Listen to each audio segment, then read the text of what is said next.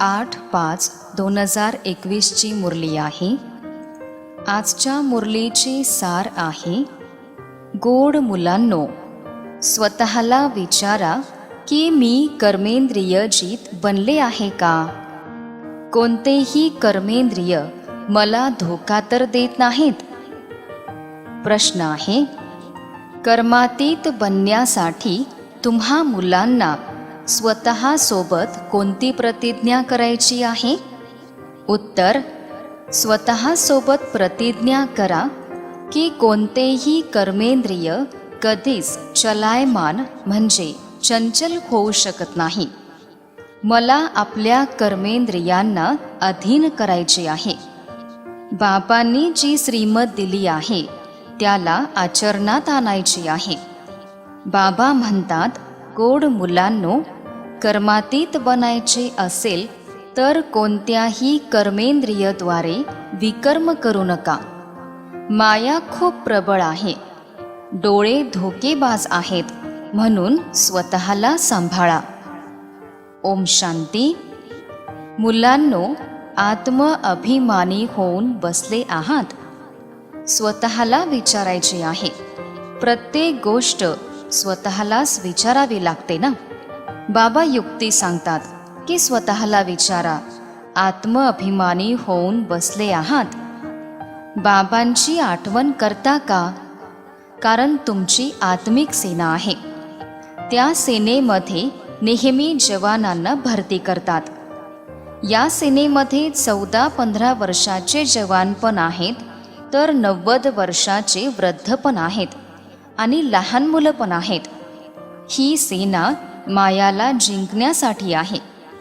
प्रत्येकाला मायावर विजय मिळवून बाबांकडून बेहदचा वारसा घ्यायचा आहे. कारण माया खूप प्रबळ आहे. मुलं स्वतः पण जाणतात की माया खूप प्रबळ आहे. प्रत्येक कर्मेंद्रिय खूप धोका देतात. सर्वात पहिले जास्त धोका देणारा कोणता कर्मेंद्रिय आहे? डोळेच खूप जास्त धोका देतात. आपली पत्नी असतानाही दुसरी कोणती सुंदर स्त्री पाहतात तर लगेच तिकडे आकर्षित होतात. डोळे खूप धोका देतात. इच्छा होते की त्यांना स्पर्श करावा. मुलांना समजावले जाते, नेहमी बुद्धीद्वारे असेच समजा की आपण ब्रह्मा कुमार कुमारी भाऊ बहीण आहोत. यामध्येच माया खूप धोका देते. म्हणून हे पण चार्टमध्ये लिहायचे आहे की आज दिवसभरात कोणकोणत्या कर्मेंद्रियांनी मला धोका दिला. सर्वात जास्त शत्रू हे डोळेच आहेत. असे लिहायला पाहिजे की अमुक स्त्रीला पाहिले आणि आमची दृष्टी चंचल झाली. जसे सूरदासचे पण उदाहरण आहे ना, की त्यांनी स्वतःचे डोळे काढून टाकले. तर स्वतःला तपासायचे आहे. डोळे जास्त धोका तर देत नाहीत. आपली पत्नी असून सुद्धा कोणती चांगली स्त्री पाहिली तर तिच्याकडे आकर्षित होतात. कोणी गीत गाण्यामध्ये हुशार असतात. कोणी चांगला शृंगार केला तर लगेच डोळे चंचल होतात. म्हणून बाबा म्हणतात, हे डोळे खूप धोका देतात. जरी सेवा करतात परंतु हे डोळे खूप धोका देतात. ह्या शत्रूची पूर्ण तपासणी करायला पाहिजे. नाहीतर असेच समजा की आपण आपल्या पदाला भ्रष्ट केले. जे समजूतदार मुलं आहेत त्यांना आपल्या डायरीमध्ये नोंद करायला पाहिजे. अमुक स्त्रीला पाहिले तर आमची दृष्टी चंचल झाली. मग स्वतः दंड द्यायला पाहिजे. भक्ती मार्गामध्ये पण बुद्धी दुसरीकडे गेली तर स्वतःला चापट मारतात. तोबा तोबा म्हणतात. जेव्हा अशी कोणती स्त्री इत्यादी समोर येते तर किनारा करून घ्यायला हवा. तिथे उभे राहून पाहायला नको. डोळे खूप धोका देणारे आहेत. म्हणून संन्यासी लोक डोळे बंद करून बसतात. स्त्रीला पाठीमागे आणि पुरुषांना समोर बसवतात. काही असे पण आहेत जे स्त्रियांना अजिबात पाहत नाहीत. तुम्हा मुलांना खूप मेहनत करायची आहे. विश्वाचे राज्य भाग्य घेणे हे काही कमी नाही. ते लोक तर सहसा किंवा लाख करोड रुपये एकत्र करतील आणि नष्ट होतील. तुम्हा मुलांना तर अविनाशी वारसा मिळतो, सर्व काही प्राप्त होते. अशी कोणतीच गोष्ट राहत नाही ज्याच्या प्राप्तीसाठी खूप मेहनत करावी लागेल. कलियुगामध्ये आणि सतयुगामध्ये रात्रंदिवस एवढा फरक आहे. इथे तर काहीच नाही. आता तुमचे हे पुरुषोत्तम संगमयुग आहे. पुरुषोत्तम अक्षर पण जरूर लिहायची आहे. जसे म्हणतात, मनुष्यसे देवता किये करत न लागी वार, म्हणजे मनुष्यापासून देवता बनण्यासाठी कोणताही वार लागत नाही. तुम्ही आता ब्राह्मण बनले आहात. मनुष्य तर खूप अज्ञान अंधारात आहेत. अनेक जण आहेत जे स्वर्गाला पाहू शकत नाहीत. बाबा म्हणतात, तुमचा धर्म खूप सुख देणारा आहे. मनुष्यांना हे माहीत नाही. भारतवासी विसरून गेले आहेत की स्वर्ग काय गोष्ट आहे. ख्रिश्चन लोक पण स्वतः म्हणतात स्वर्ग होता. ह्या लक्ष्मी नारायणला भगवान भगवती म्हणतात, तर जरूर ईश्वरानेच तसे बनवले असेल. तर बाबा समजावतात, खूप मेहनत करायची आहे. रोज आपली दिनचर्या पहा. कोणत्या कर्मेंद्रियांनी मला धोका तर दिला नाही. मुख पण खूप धोका देतो. पूर्वी कचेरी होत होती. सर्वजण आपापल्या चुका सांगत होते. अमुक गोष्ट लपून खाल्ली. चांगल्या घरच्या मुली पण तसे सांगत होत्या. अशा प्रकारे माया येते. एखाद्या गोष्टीला लपवून खाणे सुद्धा चोरीच आहे. ते पण शिवबाबांच्या घरात चोरी, हे तर खूप खराब आहे. 1 रुपयाचा चोर काय आणि लाख रुपयाचा चोर काय, तो तर चोरच ना.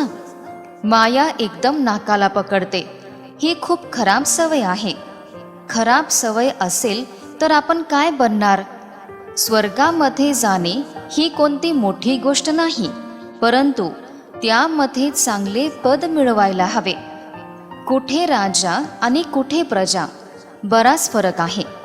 कर्मेंद्रिया पण खूप धोका देणारे आहेत, म्हणून सांभाळायला पाहिजे. उच्च पद घ्यायचे असेल तर बाबांच्या श्रीमतावर चालायला पाहिजे. बाबा श्रीमत देतात, माया परत विघ्न आणते. बाबा म्हणतात, विसरू नका, नाही तर शेवटी खूप पश्चाताप करावा लागेल. नापास होण्याचा साक्षात्कार पण होतो. आता तुम्ही म्हणता, आम्ही नरापासून नारायण बनणार. परंतु स्वतःला विचारायला पाहिजे. आपली दिनचर्या तपासा. अनेक जण आहेत ज्यांना आचरणामध्ये आणण्यात कठीण वाटते, परंतु बाबा म्हणतात, यामुळे तुमची खूप प्रगती होईल. दिवसभराची दिनचर्या तपासायला पाहिजे. डोळे खूप धोका देतात. कोणाला पाहिले तर विचार येतो की ही खूप चांगली आहे, मग तिच्यासोबत गोष्टी करतात. इच्छा होते की ह्यांना काहीतरी भेटवस्तू देऊ, खाऊ घालूया, तेच चिंतन चालत राहते. मुलं समजतात यामध्ये खूप मेहनत आहे. कर्मेंद्रिया खूप धोका देतात. हे रावण राज्य आहे ना. बाबा म्हणतात, स्वर्गामध्ये चिंता करण्याची कोणतीच गोष्ट नसते, कारण तिथे रावण राज्यच नसते. मग चिंता करण्याची गोष्टच नाही. तिथे पण जर चिंता असेल तर नर्क आणि स्वर्गामध्ये फरकच काय राहिला. तुम्ही मुलं खूप उच्च पद मिळवण्यासाठी भगवंताद्वारे शिकता. बाबा समजावतात, माया निंदा करवते. तुम्ही अपकार करता तरी पण मी उपकार करतो. मुलांनो, तुम्ही जर कुदृष्टी ठेवली तर आपलेच नुकसान करून घ्याल. हे खूप मोठे ध्येय आहे. म्हणून बाबा म्हणतात, स्वतःची दिनचर्या पहा. कोणते विकर्म तर करत नाही, कोणाला धोका तर दिला नाही. हे खूप मोठे ध्येय आहे. आता विकर्माजीत बनायचे आहे. विकर्माजीत संवतची कोणाला माहिती नाही. बाबांनी समजावले आहे, विकर्माजीत संवतला 5000 वर्ष झाले. परत विकर्म करतात तेव्हा वाम मार्गामध्ये जातात. कर्म, अकर्म, विकर्म असे अक्षर आहेत ना. मायेच्या राज्यामध्ये मनुष्य जे पण कर्म करतात ते विकर्मच बनतात. सतयुगामध्ये विकार नसतात. तर कोणते विकर्म पण होत नाहीत. हे पण तुम्हीच जाणता, कारण तुम्हाला ज्ञानाचा तिसरा नेत्र मिळाला आहे. तुम्ही त्रिनेत्री बनता. तर त्रिकालदर्शी त्रिनेत्री बनवणारे बाबाच आहेत. तुम्ही आस्तिक बनले आहात तेव्हाच तर त्रिकालदर्शी बनता. ह्या विश्वनाटकाचे संपूर्ण रहस्य बुद्धीमध्ये आहे. मूलवतन, सूक्ष्मवतन, स्थूलवतन, 84चे चक्र. परत दुसऱ्या धर्मांची वृद्धी होत जाते. ते काही सद्गती करू शकत नाहीत. त्यांना गुरु पण म्हणू शकत नाही. सर्वांची सद्गती करणारे एकच बाबा आहेत. आता सर्वांची सद्गती होते. त्यांना धर्म संस्थापक म्हटले जाते, गुरु म्हणू शकत नाही. सर्वांची सद्गती करणारे एकच बाबा आहेत. आता सर्वांची सद्गती होणार आहे.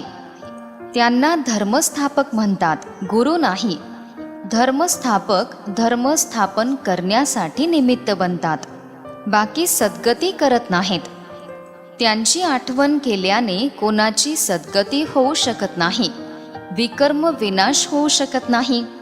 ती सर्व भक्ती आहे. तर बाबा समजावतात, माया खूप प्रबळ आहे. ह्यावरच युद्ध होते. तुम्ही शिवशक्ती पांडव सेना आहात. तुम्ही सर्व पंडे मार्गदर्शक आहात. शांतीधाम आणि सुखधामचा रस्ता सांगता. तुम्ही म्हणता बाबांची आठवण करा तर विकर्म विनाश होतील. आणि दुसरीकडे जर कोणते पाप कर्म केले तर त्याचे 100 पटीने दंड भोगावे लागेल. जेवढे शक्य होईल तेवढे कोणतेही विकर्म करायला नाही पाहिजे. कर्मेंद्रिया खूप धोका देतात. बाबा प्रत्येकाच्या वागणुकीद्वारे समजतात. मुलांना मायेचे वादळ येतात.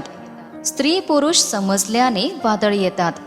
तर डोळ्यांवर खूप अधिकार ठेवायला हवा. आपण तर शिवबाबांची मुलं आहोत. बाबांसोबत प्रतिज्ञा करून राखी पण बांधतात, तरी पण माया धोका देते. मग दंड भोगण्यापासून सुटू शकत नाही. कर्मेंद्रिया जेव्हा शीतल होतील तेव्हाच कर्मातीत अवस्था होऊ शकणार. आपण लक्ष्मीनारायण बनू असे म्हणणे खूप सोपे आहे, परंतु समजूतदार पण पाहिजे ना. बाबा म्हणतात, श्रीमतानुसार आचरण करा.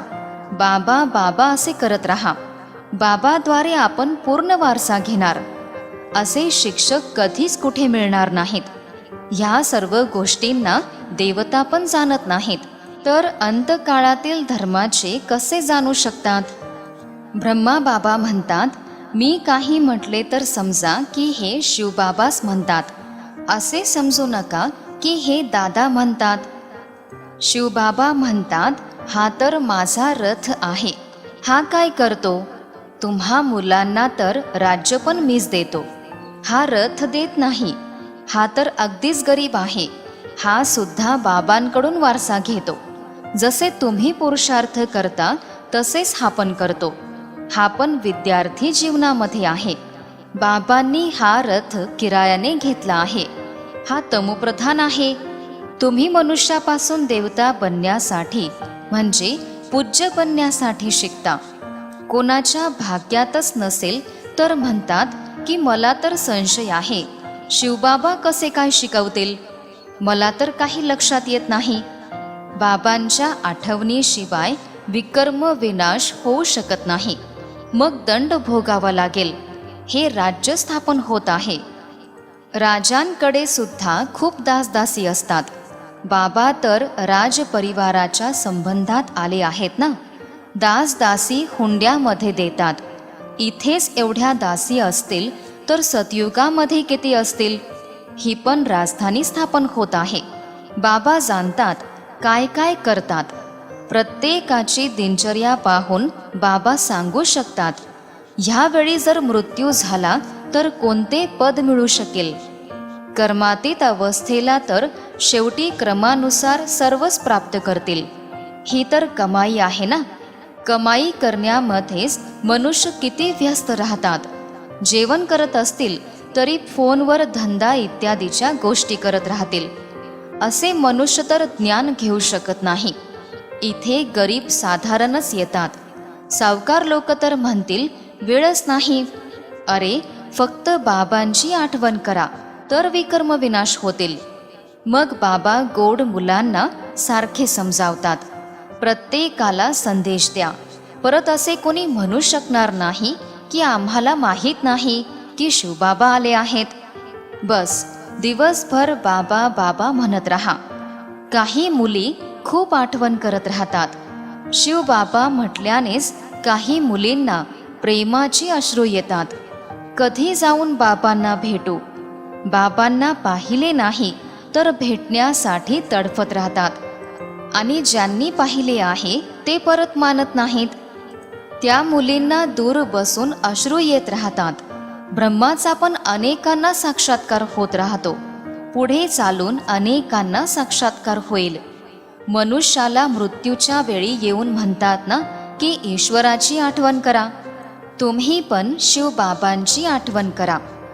बाबा म्हणतात, मुलांनो, पुरुषार्थामध्ये मेकअप करत राहा. संधी मिळाली की मेकअप करत राहा, म्हणजे बाबांची आठवण करत राहा. ही खूप भारी कमाई आहे.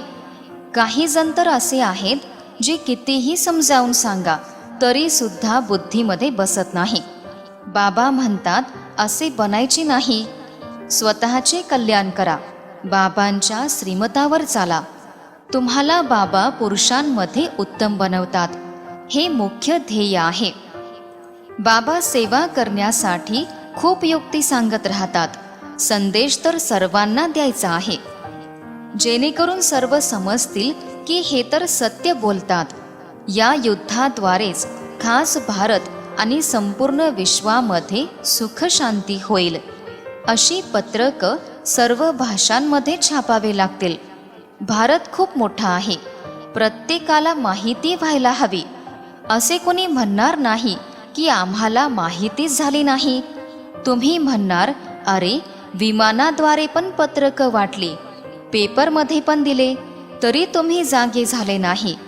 तर हे पण दाखवले आहे. अच्छा, गोड गोड फार फार वर्षांनी भेटलेल्या मुलांप्रती मातपिता बाप दादांची प्रेमपूर्ण आठवण आणि सुप्रभात.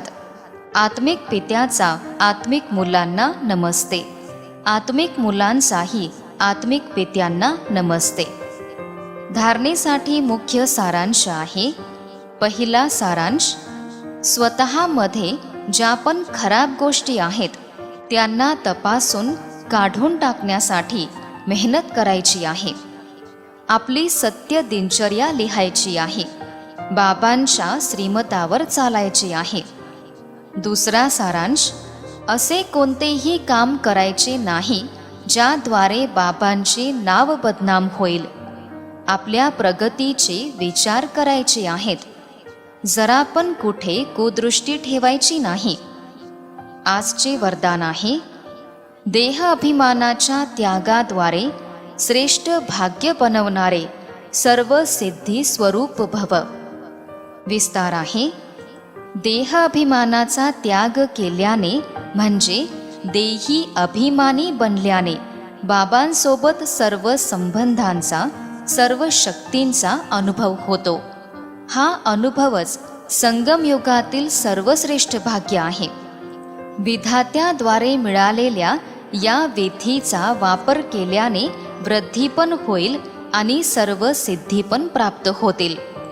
देहधारीच्या संबंधामध्ये किंवा स्नेहामध्ये तर आपला मुकुट, सिंहासन आणि आपले सत्य स्वरूप सर्व सोडून दिले, तर काय बाबांच्या स्नेहामध्ये देह अभिमानाचा त्याग करू शकत नाही?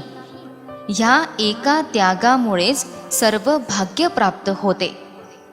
आजचे बोधवाक्य आहे, क्रोधमुक्त बनायचे असेल तर स्वार्थाऐवजी निस्वार्थी बना. इच्छेच्या रूपाचे परिवर्तन करा. ओम शांती.